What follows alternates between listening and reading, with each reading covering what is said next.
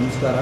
D C Saheb ಬರಲ್ಲ sir? ತಿಳಿದಂಗೆ Karnataka ರಾಜ್ಯದಲ್ಲಿ special intensive revision ಅಂತ ಹೇಳ್ಬಿಟ್ಟು SIR ಅಂತ ಹೇಳ್ಬಿಟ್ಟು ನಮ್ಮ ರಾಜ್ಯದಲ್ಲಿ ಈಗ ಚುನಾವಣಾ ಆಯೋಗ ವತಿಯಿಂದ ನಡೀತಾ ಇದೆ. ಇದಕ್ಕೆ ಸಂಬಂಧಪಟ್ಟಂಗೆ ನಮ್ಮ 143 ಲೆಜಿಸ್ಲೇಟಿವ್ ಅಸೆಂಬ್ಲಿ ಕಾನ್ಸ್ಟಿಟ್ಯೂನ್ಸಿ ಚಿಂತಾಮಣಿ ವಿಧಾನಸಭಾ ಕ್ಷೇತ್ರದ ಬಗ್ಗೆ ಸಮಸ್ತ ಎಲ್ಲ ಮತದಾರರಿಗೂ ಕೂಡ ಒಂದು ಮಾಹಿತಿ ನೀಡಬೇಕು ಅಂತ ಹೇಳ್ಬಿಟ್ಟು ಈ ದಿನ ನಾವು ಈ ಒಂದು ಪತ್ರಿಕಾ ಗೋಷ್ಠಿಯನ್ನು ಇಲ್ಲಿ ನಾವು ಅಂದ್ಕೊಂಡಿದ್ದೀವಿ.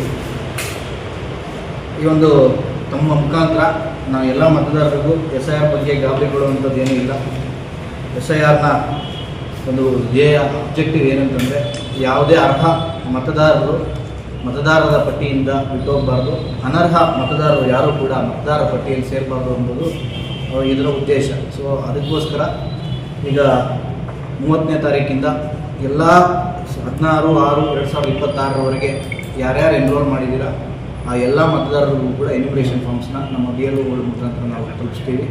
ಅದರಂತೆ ತಮ್ಮ ಕಡೆಯಿಂದ ಎಲ್ಲ ಮತದಾರರು ಕೂಡ ಆ ಎನ್ಯುಮರೇಷನ್ ಫಾರ್ಮ್ಸ್ನ ಫಿಲ್ ಮಾಡಿ ಮತ್ತೆ ನಮಗೆ ಕೊಟ್ಟರೆ ನಾವು ಅದನ್ನು ಡಿಜಿಟೈಸ್ ಮಾಡಿ ನಂತರ ಎಲೆಕ್ಟ್ರೋಲ್ ರೋಲಲ್ಲಿ ನಮ್ಮ ಹೆಸರು ಬರೋದು ಆಗುತ್ತೆ. ಯಾರ್ಯಾರು ಮತದಾರರು ಎನ್ಯುಮರೇಷನ್ ಫಾರ್ಮ್ಸ್ನ ಡೆತ್ ಆಗಿರ್ಬೋದು, ಆಬ್ಸೆಂಟೀಸ್ ಆಗಿರ್ಬೋದು, ಶಿಫ್ಟೆಡ್ ಆಗಿರ್ಬೋದು ಅಥವಾ ಡೂಪ್ಲಿಕೇಟ್ಸ್ ಇರುವಂಥದ್ದು ಏನಿದೆ ಅದನ್ನು ಎನ್ಯುಮರೇಷನ್ ಫಾರ್ಮ್ಸಲ್ಲಿ ಫಿಲ್ ಮಾಡಿದಾಗ ಅದರಂತೆ ನಾವು ನೋಟಿಸ್ ಕೊಟ್ಟು ನಂತರ ಅವ್ರ ಕಡೆ ಲಭ್ಯ ಇರೋ ದಾಖಲೆಗಳನ್ನ ಪಡೆದುಕೊಂಡು ನಂತರ ಅವ್ರನ್ನ ನಾವು ಮತದಾರ ಪಟ್ಟಿಗೆ ಸೇರಿಸುವಂಥ ಕ್ರಮ ವಹಿಸ್ತೀವಿ. ಸೊ ಇದು ನಾನು ಸ್ವಲ್ಪ ಬ್ರೀಫಾಗಿ ಹೇಳ್ತಾ ಇರೋವಂಥ ವಿಚಾರ. ನೆಕ್ಸ್ಟ್ ನಾವು BLOಸ್ನ ಟ್ರೈನಿಂಗ್ ಮಾಡಿದಾಗ ಅವಾಗೆ ನಾವು ವಿಸ್ತಾರವಾಗಿ ಒಂದು ದಿನ ಕಂಪ್ಲೀಟ್ ವರ್ಕ್ಶಾಪ್ ಥರ ಅವ್ರಿಗಿರೋ ಸಂದೇಹಗಳನ್ನ, ಅವ್ರಿಗಿರೋವಂಥ ಏನಾದರೂ ಒಂದು ಭಯ ಇರುವಂಥ ಕೆಲವು ವಿಚಾರಗಳೇನಾದರೂ ಇದ್ದರೆ ಅದನ್ನು ಕೂಡ ನಾವು ಪರಿಹಾರ ಕೊಡೋದಕ್ಕೆ ನಾವು ವ್ಯವಸ್ಥೆ ಮಾಡ್ತೀವಿ. ನಮ್ಮಲ್ಲಿ ALMTs ಇದ್ದಾರೆ, ಅಸೆಂಬ್ಲಿ ಲೆವೆಲ್ ಮಾಸ್ಟರ್ ಟ್ರೈನರ್ಸ್ ಅಂತ, ಅವ್ರ ಮುಖಾಂತರ ನಾವು ಟ್ರೈನಿಂಗ್ ಕೊಡ್ತೀವಿ. ಸೊ ಇದು ನಾನು ಬ್ರೀಫಾಗಿ ಹೇಳುವಂಥದ್ದು. ನೆಕ್ಸ್ಟ್ 30ನೇ ತಾರೀಕಿಂದ ನಾವು ಎನ್ಯುಮರೇಷನ್ ಫಾರ್ಮ್ಸ್ನ ಮನೆಗೆ ತಲುಪಿಸ್ತೀವಿ. ಅಲ್ಲಿಂದ ಮತ್ತೆ ಅವರು ಫಿಲ್ ಮಾಡಿರೋಂಥ ಎನ್ಯುಮರೇಷನ್ ಫಾರ್ಮ್ಸ್ನ ನಮ್ಗೆ ವಾಪಸ್ ಕೊಟ್ಟರೆ ತಮ್ಮ ಹೆಸರು ಎಲೆಕ್ಟ್ರೋಲ್ ರೋಲಲ್ಲಿ ನಾವು ಪಬ್ಲಿಷ್ ಮಾಡ್ತೀವಿ. ಆ ಪಬ್ಲಿಷ್ ಮಾಡಿರೋಂಥ ರೋಲಲ್ಲಿ ತಮ್ಮ ಹೆಸರು ಇರುತ್ತೆ. ಯಾರು ಎನ್ಯುಮರೇಷನ್ ಫಾರ್ಮ್ ಸರಿಯಾಗಿ ಕೊಡೋದಿಲ್ಲ ಅಥವಾ ಅಲ್ಲಿ ಏನಾದರೂ ನ್ಯೂನತೆಗಳಿದೆ ಅದಕ್ಕೆ ನಂತರ ಹಿಯರಿಂಗ್ ಮಾಡಿ ಅವ್ರು ಕೊಡೋವಂಥ ದಾಖಲೆಗಳನ್ನ ಪರಿಶೀಲನೆ ಮಾಡಿ ಅದನ್ನು ಮತ್ತೆ ನಾವು ಉಳಿಸ್ಬೇಕಾ ಅಥವಾ ಮತದಾರ ಪಟ್ಟಿಯಿಂದ ತೆಗಿಬೇಕಾ ಅನ್ನೋವಂಥದ್ದು ನಾವು ಕ್ರಮ ವಹಿಸ್ತೀವಿ. ಇದಕ್ಕೆ ಸಂಬಂಧಪಟ್ಟಂಗೆ ನಮ್ಮ ವಿಧಾನಸಭಾ ಕ್ಷೇತ್ರದ SIRನ ಈಗ ತಮಗೆಲ್ಲರೂ ತಿಳಿದಂಗೆ ಕರ್ನಾಟಕದಲ್ಲಿ 2002 ನಮ್ಮಲ್ಲಿ ಲಾಸ್ಟ್ SIR ಮಾಡಿದ್ದು ಸ್ಪೆಷಲ್ ಇಂಟೆನ್ಸಿವ್ ರಿವಿಷನ್. ಆಗ ನಮ್ಮ ಚಿಂತಾಮಣಿ ವಿಧಾನಸಭಾ ಕ್ಷೇತ್ರ ಈಗ 143 LAC ಚಿಂತಾಮಣಿ ವಿಧಾನಸಭಾ ಕ್ಷೇತ್ರ ಅಂತ ಆಗಿದೆ. ಆಗ ನಮ್ಮಲ್ಲಿ 2 ವಿಧಾನಸಭಾ ಕ್ಷೇತ್ರಗಳಿತ್ತು, 68 ಚಿಂತಾಮಣಿ, 74 ವೇಮಗಲ್ ಅಂತ. ಸೊ ಆ 2002 ಮತದಾರರ ಪಟ್ಟಿಯಲ್ಲಿ ಯಾರ್ಯಾರ ಹೆಸರಿತ್ತು ಅವರನ್ನು ನಾವು ಇಲ್ಲಿ ಮ್ಯಾಪ್ ಮಾಡಿ ನಂತರ ಯಾರು ಅನ್ಮ್ಯಾಪ್ ಆಗಿದ್ದಾರೆ ಅವ್ರಿಗೆ ಎನ್ಯುಮರೇಷನ್ ಫಾರ್ಮ್ಸಲ್ಲಿ ಫಿಲ್ ಮಾಡೋಂಥ ಅವಕಾಶ ಮಾಡಬೇಕು. ಮತದಾರ ಪಟ್ಟಿಯನ್ನು ನಾವು ತಯಾರು ಮಾಡ್ತಾ ಇದ್ದೀವಿ. ಇದಕ್ಕೆ ಸಂಬಂಧಪಟ್ಟಂಗೆ ಇಲ್ಲಿವರೆಗೂ ನಮ್ಮಲ್ಲಿ 2,31,843 ಜನ ಮತದಾರರಿದ್ದಾರೆ, ಇನ್ಕ್ಲೂಡಿಂಗ್ ರೂರಲ್ಲು ಮತ್ತು ಅರ್ಬನ್ನು. ಇದರಲ್ಲಿ ಇಲ್ಲಿವರೆಗೂ ನಾವು 2,22,534 ಜನನ ಮ್ಯಾಪ್ ಮಾಡಿದ್ದೀವಿ, ಇನ್ಕ್ಲೂಡಿಂಗ್ ಪ್ರೋಜೆನಿ. ಸೊ ಅದು ನಮಗೆ 95.98% ನಾವು ಮ್ಯಾಪ್ ಮಾಡಿದ್ದೀವಿ. ಇನ್ನು ಉಳಿಕೆ ಇರುವಂಥದ್ದು 9,327. ಸೊ ಇದು ನಮ್ಮ ತಾಲೂಕಿನ ಅಂಕಿಅಂಶಗಳು. ನಂತರ ಇದಕ್ಕೆ ಸಂಬಂಧಪಟ್ಟಂಗೆ ನಮ್ಮಲ್ಲಿ ಇಂಡಿಯನ್ ನ್ಯಾಷನಲ್ ಕಾಂಗ್ರೆಸ್, ಭಾರತೀಯ Janata party, Janata Dal, secular, CPI, marks, ನಂತರ ಬೇರೆ ಬೇರೆ ರಾಜಕೀಯ ಪಕ್ಷಗಳಿದೆ.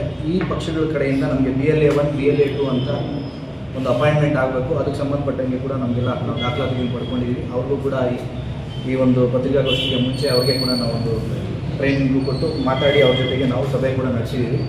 BLAಗಳಿಗೆ ಏನು ಮಾಹಿತಿ ತಲುಪಿಸಬೇಕು ಆ ಮಾಹಿತಿನ ತಲುಪಿಸೋದಕ್ಕೆ ಕೂಡ ಸೂಚನೆಗಳನ್ನ ಕೊಟ್ಟಿದ್ದೀವಿ. ಅದೇ ರೀತಿ ನಮ್ಮ ಚಿಂತಾಮಣಿ ವಿಧಾನಸಭಾ ಕ್ಷೇತ್ರದಲ್ಲಿ 271 ಮತಗಟ್ಟೆಗಳಿವೆ, 205 ಮತಗಟ್ಟೆಗಳು ಗ್ರಾಮೀಣ ಭಾಗದಲ್ಲಿದೆ, 66 ಮತಗಟ್ಟೆಗಳು ನಮ್ಮ ನಗರ ಪ್ರದೇಶದಲ್ಲಿದೆ. ನಮ್ಮ ಒಂದು 143 LACಗೆ ERO ಅಂದರೆ ಮತದಾರ ನೋಂದಣಾಧಿಕಾರಿಗಳಾಗಿ ಶ್ರೀ ನಾಗರಾಜ್ ಕೆಳಗಿನಮನಿ, ಜಂಟಿ ನಿರ್ದೇಶಕರು, ಆಹಾರ ಮತ್ತು ನಾಗರಿಕ ಸರಬರಾಜು ಇಲಾಖೆ, ಚಿಕ್ಕಬಳ್ಳಾಪುರ ಜಿಲ್ಲೆಯವರು ERO ಆಗಿ ನಮಗೆ ಅಪಾಯಿಂಟ್ ಆಗಿದ್ದಾರೆ. ಅವರ ಅಧ್ಯಕ್ಷತೆಯಲ್ಲಿ ಎಲ್ಲ ಒಂದು ಕಾರ್ಯ ನಡೆಯುತ್ತದೆ. ನಂತರ ಸಹಾಯಕ ಮತದಾರರನ್ನು ಅಂದರೆ ಅಸಿಸ್ಟೆಂಟ್ ಎಲೆಕ್ಟ್ರಲ್ ರಿಜಿಸ್ಟ್ರೇಷನ್ ಆಫೀಸರ್ ಅಂತ, ರೂರಲ್ ಏರಿಯಾಗೆ ತಹಸೀಲ್ದಾರ್ ಆದಂಥ ನಾನು ಸುದರ್ಶನ್ ಯಾದವ್ ಆಗಿರ್ತೀನಿ. ನಂತರ ಅರ್ಬನ್ ಏರಿಯಾಗೆ ಚಲಪತಿ GN ಪೌರಾಯುಕ್ತರು ಕೂಡ ಅವರು ERO ಆಗಿ ಕಾರ್ಯನಿರ್ವಹಿಸ್ತಾ ಇರ್ತಾರೆ. ಇದ್ರ ಜೊತೆಗೆ ನಮ್ಮ ತಾಲೂಕಿನಲ್ಲಿ ನಾವು 4 ಜನನ ನೋಡಲ್ ಆಫೀಸರ್ಸ್ ಅಂತ ಅಪಾಯಿಂಟ್ ಮಾಡಿಸ್ಕೊಂಡಿದ್ದೀವಿ. ಈ 4 ಜನ ಮತದಾರರು ಏನು ನೋಡಲ್ ಆಫೀಸರ್ಸು ಸೇಮ್ ನಮ್ಮ AEROಸ್ಗೆ ಏನು AEROಸ್ ಏನು ಕಾರ್ಯನಿರ್ವಹಿಸ್ತಾರೆ ನಮ್ಮ ಜೊತೆ ಕೂಡಿ ಅವರು ಒಂದು ಸಮನ್ವಯ ಮಾಡಿಕೊಂಡು SIR ಕಾರ್ಯಪ್ರಗತಿ ಮಾಡೋದಕ್ಕೆ ಸಹಕಾರ ಕೊಡ್ತಾರೆ. ಮೊದಲನೇದಾಗಿ EO ಆದಂಥ ಸಾಹೇಬರು ಕಾರ್ಯನಿರ್ವಹಣಾಧಿಕಾರಿಗಳಾದಂಥ ಆನಂದ್ರವರು ಇರ್ತಾರೆ, ಜೊತೆಗೆ BO ಆದಂಥ ನಾರಾಯಣ ಸ್ವಾಮಿ ಅವರು ಇರ್ತಾರೆ, CDPO ಆಗಿದ್ದಾರೆ, PWD AEE ಆಗಿರುವಂಥ ನಾಗರಾಜ್ ಅವರು ಇದ್ದಾರೆ. ಈ 4 ಜನ ನಮಗೆ ನೋಡಲ್ ಆಫೀಸರ್ಸ್ ಅಂತ ಅಲ್ಲಿ ಅಪಾಯಿಂಟ್ ಆಗಿದ್ದಾರೆ. ಸೊ ಇದ್ರ ಜೊತೆಗೆ ಈ ನಮ್ಮ ಟೋಟಲ್ 271 ಮತಗಟ್ಟೆಗಳಿಗೆ 27 ಜನ BLO ಸೂಪರ್ವೈಸರ್ಸ್ ಇದ್ದಾರೆ. ಸೊ 27 ಜನ ಅದರಲ್ಲಿ 21 ಜನ ರೂರಲ್ ಭಾಗದಲ್ಲಿ, 6 ಜನ ನಗರ ಭಾಗದಲ್ಲಿ ಕೆಲಸ ನಿರ್ವಹಿಸ್ತಾ ಇದ್ದಾರೆ. ಇದಕ್ಕೆ ಸಂಬಂಧಪಟ್ಟಂಗೆ ಎನ್ಯುಮರೇಷನ್ ಫಾರ್ಮ್ದು ಕೂಡ ನಿಮಗೆ ಈ ಒಂದು ಪ್ರೆಸ್ ಮೀಟ್ ಆದಮೇಲೆ ಒಂದು ಕಾಪಿ ಕೊಡ್ತೀವಿ. ದಯವಿಟ್ಟು ತಾವು ಕೂಡ ಅದನ್ನು ತಗೊಂಡೋಗಿ ಇನ್ ಕೇಸ್ ಯಾರಿಗಾದ್ರೂ ಏನೋ ಸಂಶಯಗಳಿದ್ರು ಕೂಡ ನಮ್ಮನ್ನು ಭೇಟಿ ಮಾಡಿ. ಈಗ ಪಬ್ಲಿಕ್ಕಲ್ಲಿ ಇದಕ್ಕೆ ಸಂಬಂಧಪಟ್ಟಂಗೆ ಭಯಾಂದೋಲನ ಆಗುವಂಥದ್ದು ಏನಿಲ್ಲ. ಯಾರ್ದು ಹೆಸರು ಬಿಟ್ಟೋಗುವಂಥದ್ದು, ಹೆಸರನ್ನ ಡೆಲಿಬ್ರೇಟಾಗಿ ತೆಗಿತಾರೆ ಅನ್ನೋಂಥದ್ದು ಯಾವುದೂ ಬೇಕಾಗಿಲ್ಲ. ತುಂಬ ಪಾರದರ್ಶಕವಾಗಿ ತುಂಬ ಹಂತದಲ್ಲೂ ಕೂಡ ಚೆಕ್ಸ್ನ ಇಟ್ಕೊಂಡು ಚೆಕ್ಸ್ ಆ್ಯಂಡ್ ಬ್ಯಾಲೆನ್ಸ್ ಇಟ್ಕೊಂಡು ನಾವು ಕೆಲಸ ಮಾಡ್ತಾ ಇರೋಂಥದ್ದು. ನಾನು ಮೊದಲನೇ ವಿಷಯದಲ್ಲಿ ಹೇಳ್ದಂಗೆ ಇದರ ಧ್ಯೇಯ ಅರ್ಹ ಮತದಾರರು ಯಾರೂ ಕೂಡ ಮತದಾರ ಪಟ್ಟಿಯಿಂದ ಹೊರಗುಳಿಬಾರ್ದು, ಅನರ್ಹರು ಯಾರೂ ಕೂಡ ಮತದಾರ ಪಟ್ಟಿ ಒಳಗುಳಿಬಾರ್ದು ಅನ್ನೋಂಥದ್ದು ಇದರ ಒಂದು ಮುಖ್ಯವಾದಂಥ ಉದ್ದೇಶ.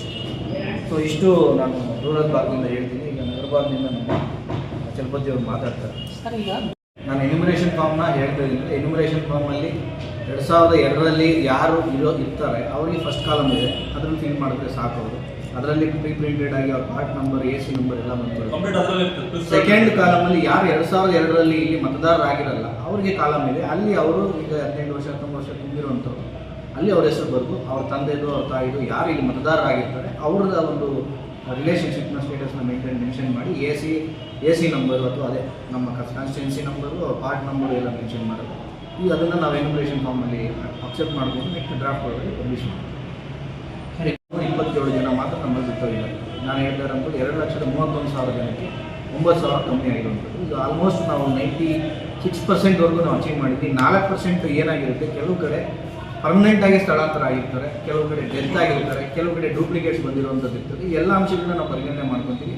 ಇಲ್ಲಿವರೆಗೂ ನಾವು ಮಾಡಿರುವಂಥ ಒಂದು ಮ್ಯಾಪಿಂಗ್ನ ಪಾರದರ್ಶಕವಾಗಿ ಮಾಡಿದ್ವಿ. ಅಂತ ಏನಾದರೂ ಸಂದರ್ಭಗಳಲ್ಲಿ ಯಾರಿಗಾದರೂ ಈ ಥರ ಆಗಿದೆ ಅನ್ನೋಂಥ ಮಾಹಿತಿ ಇದ್ದರೆ ದಯವಿಟ್ಟು ಮಾಹಿತಿ ಕೊಟ್ಟರೆ ಅದನ್ನು ನಾವು ಯಾವ ಲೆವೆಲಲ್ಲಿ ರೆಕ್ಟಿಫೈ ಮಾಡಬೇಕು ಆ ಲೆವೆಲಲ್ಲಿ ರೆಕ್ಟಿಫೈ ಮಾಡ್ತೀವಿ.